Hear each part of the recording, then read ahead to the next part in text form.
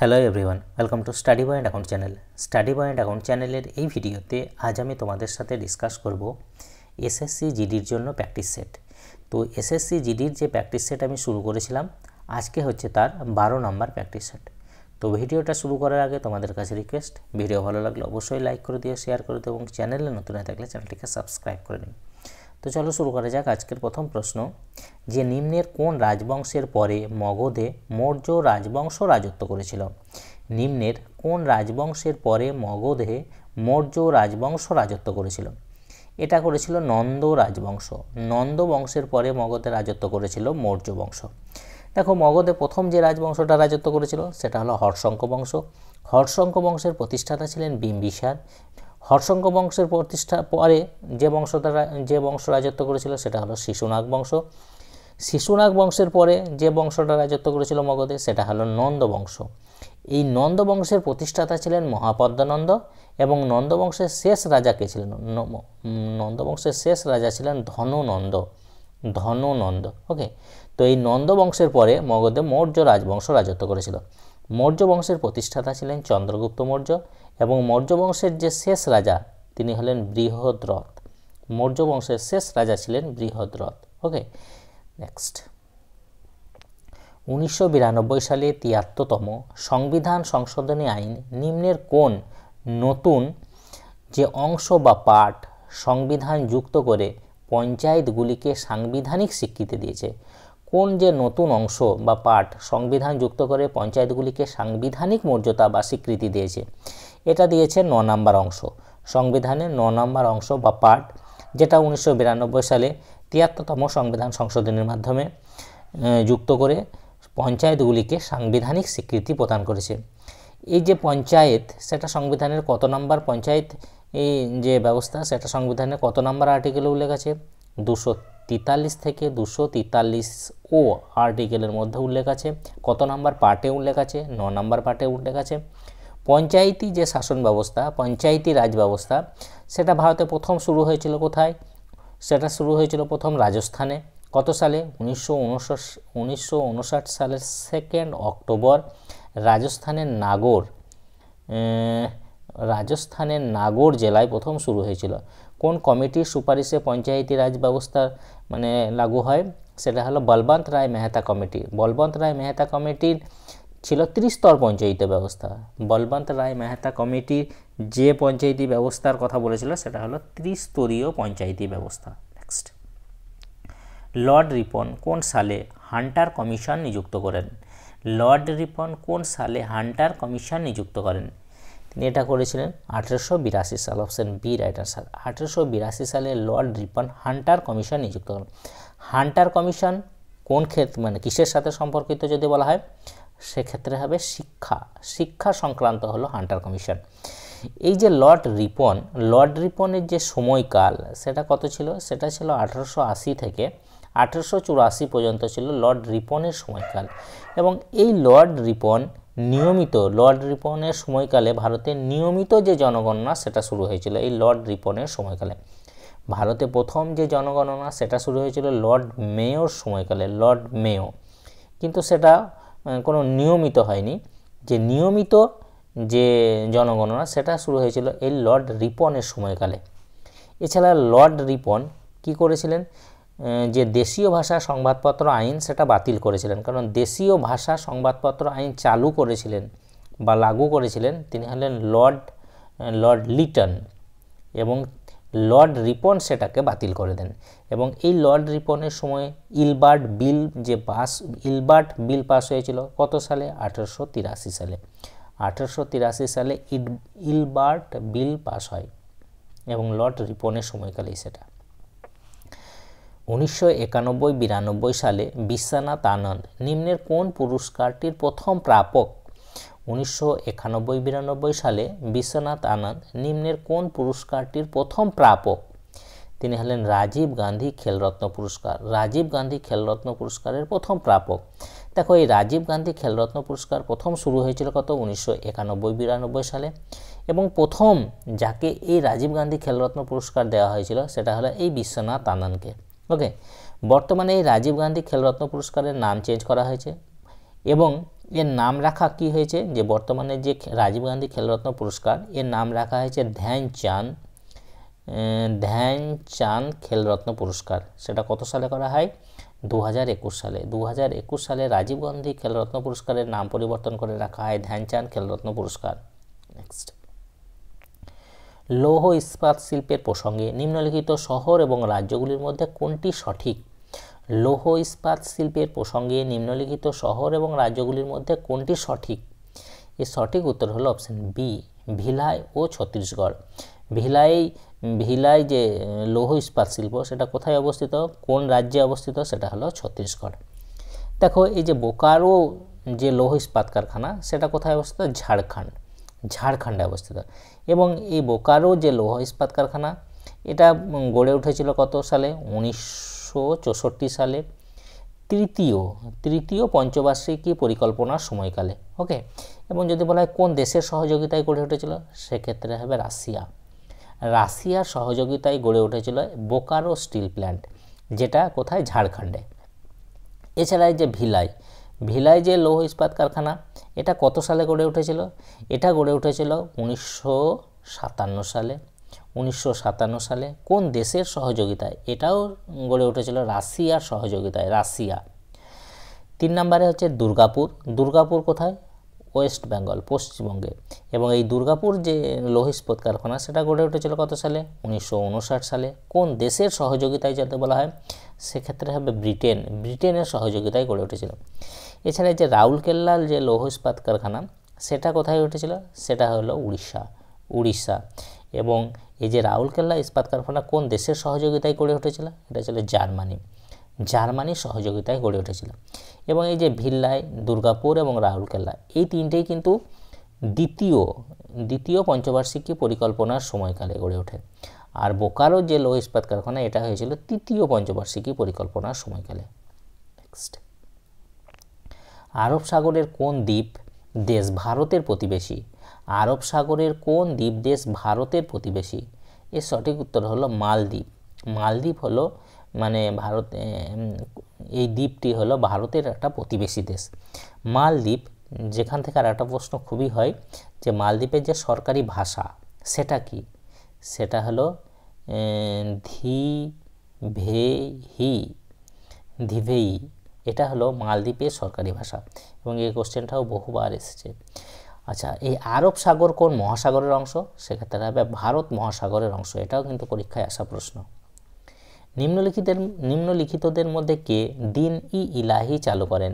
নিম্নলিখিতদের মধ্যে কে দিন-ই-ইলাহি চালু করেন? এটা করেছিলেন আকবর দিন-ই-ইলাহি চালু করেছিলেন। এবং এই দিন-ই-ইলাহি সেটা প্রথম হিন্দু যিনি এই দিন-ই-ইলাহি গ্রহণ করেছিলেন তিনি হলেন বীরবল, যার আসল নাম কি? বীরবলের আসল নাম কি? মহেশ দাস। বীরবলের আসল নাম হলো মহেশ দাস। নেক্সট, উমানন্দ হলো আসামের একটি উমানন্দ হলো আসামের একটি নদী দ্বীপ। Option D right answer. নদী দ্বীপ হলো উমানন্দ, একটা আসামের নদী দ্বীপ। এবং এই যে উমানন্দ এটা রেলওয়ে গ্রুপ ডিতে বহুবার প্রশ্নটা এসছে যে ভারতের বললাম পৃথিবীর ক্ষুদ্রতম যে নদীদ্বীপ, পৃথিবীর ক্ষুদ্রতম নদীদ্বীপ হলো এই উমানন্দ দ্বীপ। কোথায় দেখা যায়? এটা ব্রহ্মপুত্র নদীতে দেখা যায়। পৃথিবীর ক্ষুদ্রতম নদীদ্বীপ উমানন্দ। নেক্সট, 1591 সালে আকবরের বিখ্যাত সেনাপতি রাজা মানসিং নিম্নের কোন উপজাতিকে পরাজিত করেছিলেন? 1591 সালে আকবরের বিখ্যাত সেনাপতি রাজা মানসিং নিম্নের কোন উপজাতিকে পরাজিত করেছিলেন? তিনি করেছিলেন চেরা। এই উপজাতিকে আকবরের সেনাপতি রাজা মানসিং পরাজিত করেছিলেন 1591 সালে। Chero. Okay, option D right answer.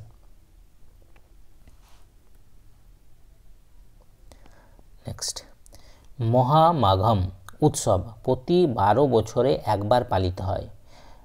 মহামাঘম যে উৎসব সেটা বলছে প্রতি 12 বছরে একবার পালিত হয়। প্রতি 12 বছরে একবার কোথায় পালিত হয়? এটা প্রতি 12 বছরে একবার পালিত হয় তামিলনাড়ু। Option D right answer. Option B right answer. তামিলনাড়ুতে পালিত হয়। The video assistant referee, the video assistant referee VAR যে সিস্টেম সেটা নিম্নের কোন খেলায় ব্যবহৃত হয়? The video assistant referee VAR system নিম্নের কোন খেলায় ব্যবহার করা হয়? এটা করা হয় ফুটবল, ফুটবল খেলায় ব্যবহার করা হয়, অপশন বি রাইট অ্যান্সার। ধসেঘর জলপ্রপাত নিম্নের কোন রাজ্যে অবস্থিত? ধসেঘর জলপ্রপাত নিম্নের কোন রাজ্যে অবস্থিত? এটা অবস্থিত ধরেঘর যেটা সেটা জলপ্রপাত নিম্নের কোন রাজ্যে অবস্থিত? মহারাষ্ট্রে অবস্থিত, option D right answer, Maharashtra. নিম্নলিখিতদের মধ্যে কে তৃতীয় অ্যাংলো মহীশূর যুদ্ধ এবং ভারতের সিভিল সার্ভিস প্রবর্তনের সাথে যুক্ত? নিম্নলিখিতদের মধ্যে কে তৃতীয় অ্যাংলো মহীশূর যুদ্ধ এবং ভারতের সিভিল সার্ভিস প্রবর্তনের সাথে সম্পর্কিত বা যুক্ত? তিনি হলেন Lord Cornwallis, option A right answer. Lord কর্নওয়ালিসের সময়ে হয়েছিল তৃতীয় অ্যাংলো মহীশূর যুদ্ধ এবং যাকে ভারতের সিভিল সার্ভিসের প্রবর্তনের সাথে সম্পর্কিত এই লর্ড কর্নওয়ালিস। এছাড়া এই যে লর্ড ওয়েলেসলির সময়ে হয়েছিল চতুর্থ অ্যাংলো মহীশূর যুদ্ধ এবং চতুর্থ অ্যাংলো মহীশূর যুদ্ধেই টিপু সুলতান মারা যান। টিপু সুলতান মহীশূরের শাসক টিপু সুলতান মারা যান। Okay, next. Tata iron and steel company TISCO কোন সালে প্রতিষ্ঠিত হয়েছিল? Tata iron and steel company TISCO কোন সালে প্রতিষ্ঠিত হয়েছিল? এটা প্রতিষ্ঠিত হয়েছিল 1907, অপশন বি রাইট অ্যান্সার, 1907 সালে প্রতিষ্ঠিত হয়েছিল। তাওয়াং মঠ নিম্নের কোন রাজ্যে অবস্থিত? তাওয়াং মঠ নিম্নের কোন রাজ্যে অবস্থিত? এটা অবস্থিত অরুণাচল প্রদেশ, অরুণাচল প্রদেশে অবস্থিত তাওয়াং মঠ। নেক্সট। সংবিধান রচনা করতে মোট কত সময় লেগেছিল? সংবিধান রচনা করতে মোট কত সময় লেগেছিল? দেখো, সংবিধান রচনা করতে মোট সময় লেগেছিল 3 বছর, প্রায় 3 বছর, প্রায় 3 বছর বলা যায়, ঠিক আছে। কারণ অ্যাকচুয়াল যে সময় সেটা লেগেছিল কত? সেটা লেগেছিল 2 বছর 11 মাস ও 18 দিন। এটা হলো অ্যাকচুয়াল সময়। 2 বছর 11 মাস 18 দিন লেগেছিল সংবিধান রচনা করতে। তো এখানে তো সেই হিসাবে যে অপশানটা কাছাকাছি সেটা হলো এই 3 বছর, প্রায় 3 বছর, অপশান বি রাইট অ্যান্সার। সংবিধান রচনা করার জন্য যেটা গঠিত হয়েছিল প্রথম গণপরিষদ গঠিত হয়েছিল কত? 1946 সালে। গণপরিষদের যে প্রথম অধিবেশন সেটা কত সালে হয়েছিল? 1946 সালে 9 ডিসেম্বর। গণপরিষদের প্রথম অস্থায়ী সভাপতি ছিলেন ডক্টর সচিদানন্দ সিনহা। গণপরিষদের প্রথম সভাপতি ছিলেন ডক্টর রাজেন্দ্র প্রসাদ, প্রথম স্থায়ী সভাপতি ছিলেন ডক্টর রাজেন্দ্র প্রসাদ। এছাড়া গণপরিষদের প্রথম অধিবেশন বললাম 1946 সালের 9 ডিসেম্বর। গণপরিষদের শেষ অধিবেশন হয়েছিল কত সালে? 1950 সালের 24শে জানুয়ারি, 1950-এর 24শে জানুয়ারি। ওকে, নেক্সট। নিম্নের মধ্যে কে বিবর্তন তত্ত্ব আবিষ্কার করেন? নিম্নের মধ্যে কে বিবর্তন তত্ত্ব আবিষ্কার করেন? এটা করেছিলেন Charles Robert Darwin. Charles Robert Darwin. Next. নিম্নের মধ্যে কে ইন্ডাকশন মোটর আবিষ্কার করেন? নিম্নের মধ্যে কে ইন্ডাকশন মোটর আবিষ্কার করেন? এটা করেছিলেন নিকোলা টেসলা আবিষ্কার করেছিলেন, অপশন বি রাইট অ্যান্সার। নিম্নের কোন বার্ষিক অনুষ্ঠানটি উড়িষ্যা রাজ্যের সাথে সম্পর্কিত? নিম্নের কোন বার্ষিক অনুষ্ঠানটি উড়িষ্যা রাজ্যের সাথে সম্পর্কিত? এটা হলো বালিযাত্রা উড়িষ্যা রাজ্যের সাথে সম্পর্কিত, অপশন সি রাইট অ্যান্সার।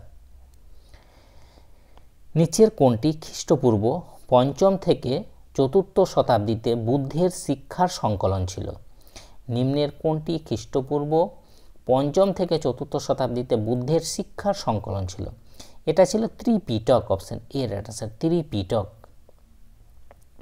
নিচের কোনটি ভিটামিন B2 নামেও পরিচিত? নিচের কোন ভিটামিনটি B2 নামেও পরিচিত? এটা হলো রাইবোফ্লোভিন, option A right answer. রাইবোফ্লোভিন vitamin B2 নামেও পরিচিত। থিয়ামিন ভিটামিন B1 নামে পরিচিত, ভিটামিন B1 নামে পরিচিত। নিম্নের কোন বছরে শিখদের নবম গুরু তেগ বাহাদুরকে ঔরঙ্গজেব হত্যা করেছিলেন? নিম্নের কোন বছরে শিখদের নবম গুরু তেগ বাহাদুরকে ঔরঙ্গজেব হত্যা করেছিলেন? এটা করেছিলেন 1675, অপশন এ রাইট অ্যান্সার। 1675 সালে ঔরঙ্গজেব নবম শিখ গুরু তেগ বাহাদুরকে হত্যা করেছিলেন, তাহলে option A right answer. Next. নিচের কোন স্মৃতিস্তম্ভ লখনৌতে অবস্থিত? নিচের কোন স্মৃতিস্তম্ভ লখনৌতে অবস্থিত? দেখো লখনৌতে অবস্থিত বড় ইমামবাড়া। বড় ইমামবাড়া এটাই লখনৌতে অবস্থিত। Option D right answer. নিম্নলিখিতদের মধ্যে কে প্রথম সঙ্গীত শিল্পী ছিলেন যিনি ভারতের সর্বোচ্চ বেসামরিক সম্মান ভারতরত্ন লাভ করেন? অর্থাৎ ভারতরত্ন লাভ করা প্রথম সঙ্গীত শিল্পী তিনি হলেন MS. Subbulakshmi. Option C right answer. MS. Subbulakshmi ভারতের প্রথম সঙ্গীত শিল্পী যিনি ভারতরত্ন পুরস্কার পান। তিনি কত সালে ভারতরত্ন পুরস্কার পেয়েছিলেন? 1998 সালে। 1998 সালে ভারতরত্ন পুরস্কার পান। মাধুরী আম্মা কোন শাস্ত্রীয় নৃত্যের সাথে সম্পর্কিত? মাধুরী আম্মা তিনি কোন শাস্ত্রীয় নৃত্যের সাথে সম্পর্কিত? তিনি মোহিনীআট্টম। মোহিনীআট্টম শাস্ত্রীয় নৃত্যের সাথে সম্পর্কিত। Option A right answer. Mohiniyattam কোথাকার শাস্ত্রীয় নৃত্য? সেক্ষেত্রে হবে কেরালা। কেরালা শাস্ত্রীয় নৃত্য মোহিনীআট্টম। ওকে, তো এই মোহিনীআট্টম শাস্ত্রীয় নৃত্যের সাথে সম্পর্কিত মাধুরী আম্মা। তো এই ছিল আজ এসএসসি জিডির জন্য প্র্যাকটিস সেট। যদি তোমাদের ভিডিওটা ভালো লাগে অবশ্যই লাইক করে দিও, শেয়ার করে দেবো এবং চ্যানেলে নতুন হয়ে থাকলে চ্যানেলটিকে সাবস্ক্রাইব করে নিও। তা আজ এই পর্যন্তই। ওকে, বাই।